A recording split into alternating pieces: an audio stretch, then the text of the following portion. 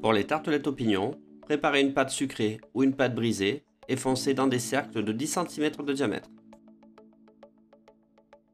Afin de réaliser une crème d'amande à la fleur d'oranger, nous avons besoin de beurre pommade, de sucre glace, de poudre d'amande, d'œuf entier, de poudre à crème et d'eau de fleur d'oranger.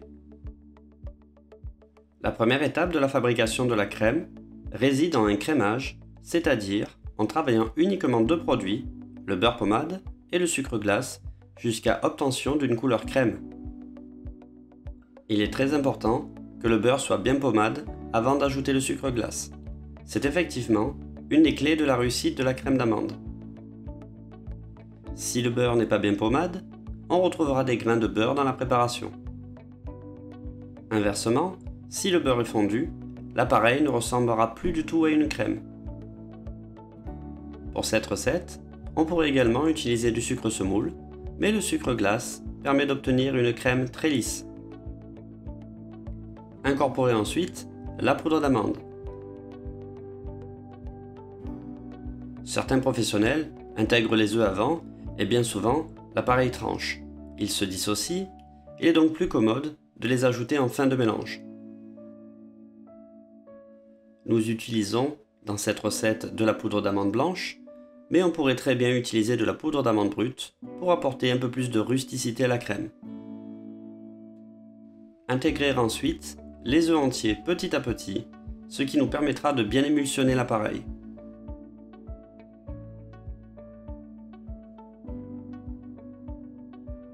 Il ne sera pas nécessaire de foisonner la crème d'amande, car cela pourrait provoquer des déformations à la cuisson qui ne seraient pas désirées.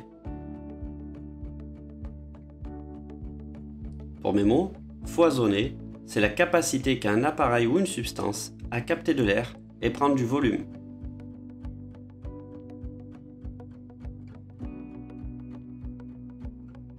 Une fois le dernier œuf ajouté, lissez bien la préparation afin de la rendre totalement homogène.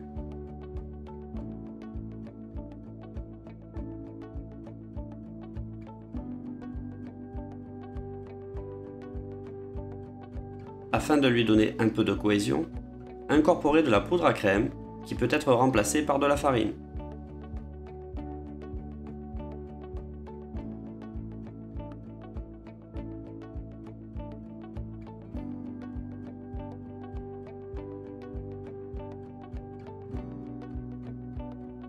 Pour finir, intégrez de l'eau de fleur d'oranger qui va apporter une réelle typicité à la crème.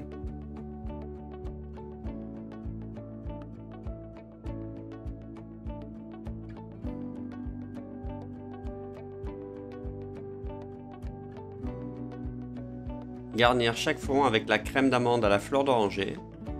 On pourrait également garnir avec une crème frangipane légèrement parfumée au rhum qui conviendrait parfaitement.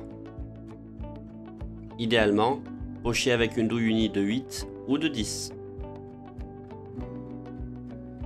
Répartir les pignons sur la totalité de la crème d'amande.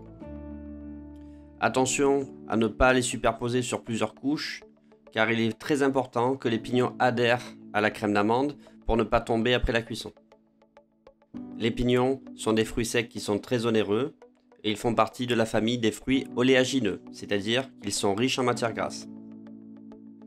Pour les préserver et les conserver un peu plus longtemps après ouverture, il peut être envisagé de les maintenir dans une chambre froide afin d'éviter le rancissement de la matière grasse.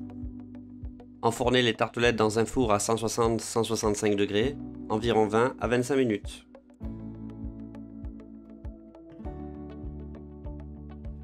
Après cuisson, décercler, faire refroidir légèrement les tartelettes et les napper à l'aide d'un nappage blond.